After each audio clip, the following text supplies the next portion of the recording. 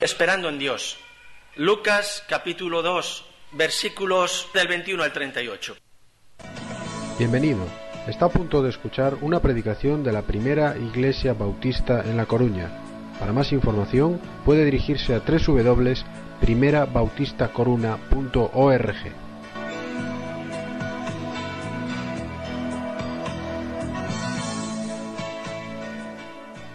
Venía a mi mente, aunque no es el pasaje que voy a tratar, el Salmo 42, el versículo 11. Ya os digo que no es el texto que voy a usar, pero como punto de arranque.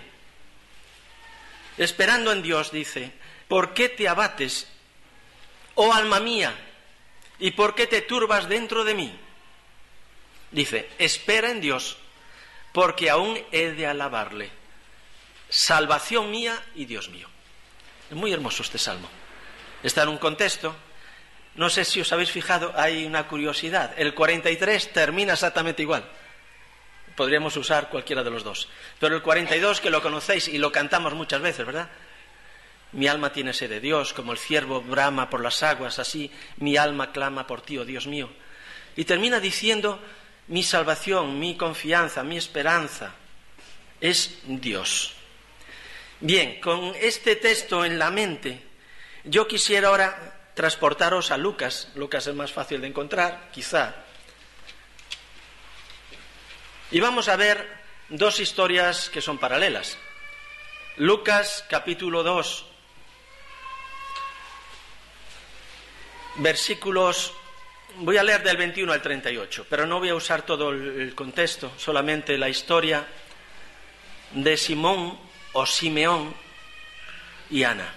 Dos historias hermosísimas, archiconocidas, pero quiera el Señor usarla en esta mañana también para nuestra edificación. Estamos hablando de una familia, José, María y un niño, Jesús, que es presentado al templo. Y en esa escena del templo ocurren cosas extraordinarias. Tal vez un día como hoy, bueno, era en sábado seguro, pero bueno, un día como hoy, en el que nos encontramos en la presencia de Dios y Dios actúa. Dice: cumplidos los 8 días para circuncidar al niño, le pusieron por nombre Jesús, el cual había sido puesto por el ángel antes que fuese concebido. Versículo 21. Luego hay un salto en el tiempo, no se nota, pero hay un salto. Y cuando se cumplieron los días de la purificación de ellos, en este caso de ella, de María, los 40 días, como veis, 8 días para la circuncisión, estaba establecido así. 40 días después vienen al templo, a Jerusalén, para presentarlo al Señor y pagar el rescate por el primogénito, que eso estaba establecido en la ley. Y Jesús nace bajo la ley para cumplirla. Conviene que cumplamos toda justicia, le dice a Juan, y lo viene a hacer. Y ya, en este caso, su madre, junto con José, cumpliendo la ley, vienen al templo. Y cuando se cumplieron los días de la purificación, en este caso de ella, bueno, de ellos, conforme a la ley de Moisés, le trajeron a Jerusalén para presentarla al Señor. Como está escrito en la ley del Señor: todo varón que abriere la matriz será llamado santo al Señor. Esto lo podéis encontrar en Levítico y en Éxodo también. Y para ofrecer, conforme a lo que se dice en la ley del Señor, un par de tórtolas o 2 palominos. Y aquí había en Jerusalén un hombre llamado Simeón, o Simón, y este hombre justo y piadoso esperaba la consolación de Israel, y el Espíritu Santo estaba sobre él, y le había sido revelado por el Espíritu Santo que no vería la muerte antes que viese al ungido del Señor. Y movido por el Espíritu vino al templo, y cuando los padres del niño Jesús lo trajeron al templo para hacer por él conforme al rito de la ley, él le tomó en sus brazos y bendijo a Dios diciendo: ahora, Señor, despides a tu siervo en paz, conforme a tu palabra, pues han visto mis ojos tu salvación, la cual has preparado en presencia de todos los pueblos, luz para revelación de los gentiles y gloria de tu pueblo Israel. Y José y su madre estaban maravillados de todo lo que se decía del niño. Y los bendijo Simeón, y dijo a su madre María: he aquí, este está puesto para caída y para levantamiento de muchos en Israel, y para señal que será contradicha. Y una espada traspasará tu misma alma, para que sean revelados los pensamientos de muchos corazones. Estaba también allí Ana, profetisa, de edad muy avanzada, pues había vivido con su marido 7 años desde su virginidad, y era viuda hacía 84 años, y no se apartaba del templo, sirviendo de noche y de día con ayunos y oraciones. Esta, presentándose en la misma hora, daba gracias a Dios y hablaba del niño a todos los que esperaban la redención en Jerusalén. Es decir, había un grupo de gente que esperaba, que confiaba y permanecía fiel. Lo que nosotros llamamos el remanente fiel. Siempre lo hubo. Hubo un momento que Elías sospechaba que ya no quedaba nadie. Señor, solo estoy yo. Y Dios le tiene que decir, espera, Elías, todavía hay 7.000 que me son fieles. No estás solo, ¿no? Entonces, aquí en Jerusalén, en un tiempo bastante difícil, un tiempo muy complicado política y socialmente, religiosamente también, parecería que no había nadie fiel, nadie esperando el cumplimiento de la promesa, pero lo había. Y había un grupo allí, ese remanente, que siempre estaba expectante. Y es algo que nosotros tenemos que aprender, tanto por medio de la palabra como por las evidencias. Tener un corazón expectante a lo que Dios está obrando. Podemos mirar hacia atrás, por cierto, contar las maravillas de Dios, pero tenemos que mirar adelante. Delante está todavía el camino por recorrer.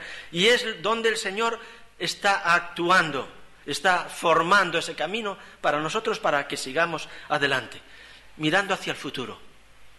Una de las cosas quizá más graves que está viviendo nuestra sociedad hoy es que se ve sin futuro.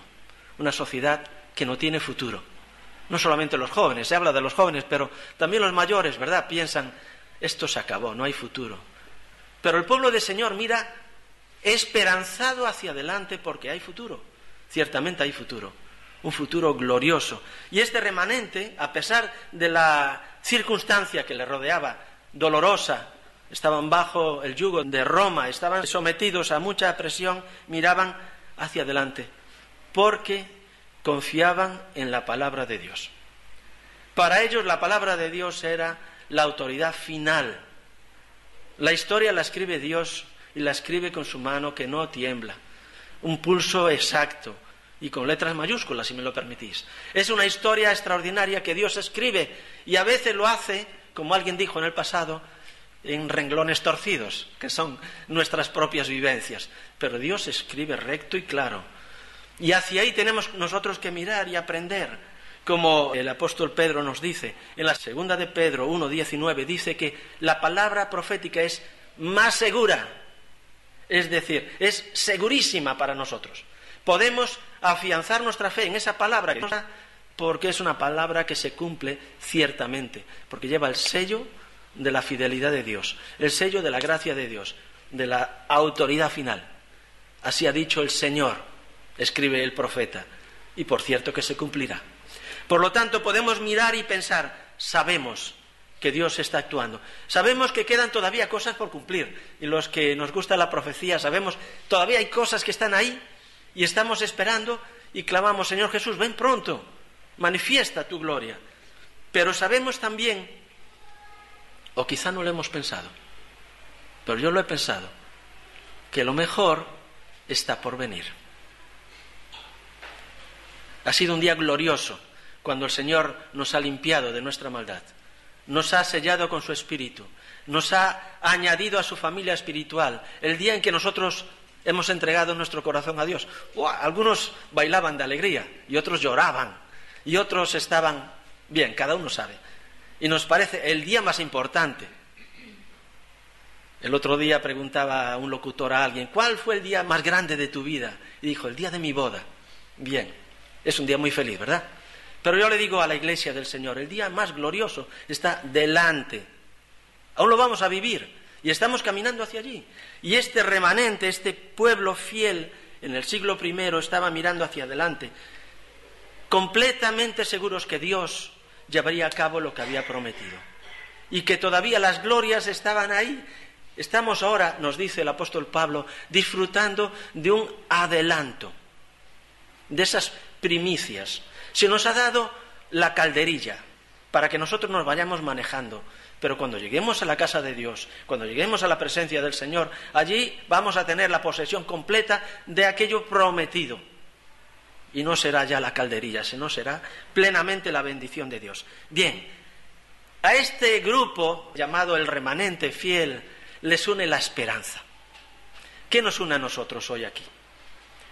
Puede ser quizá la denominación, puede ser la ubicación, que estamos viviendo aquí cerquita y venimos a reunirnos aquí, puede ser la afinidad, que bien nos llevamos, somos un grupo fiel, gozoso, animoso. Bien, tenemos feeling, ¿no? Como se dice hoy, nos sentimos a gusto. Pero aquel grupo de personas que vivían en Jerusalén les unía la esperanza, la confianza, el anhelo en la palabra de Dios.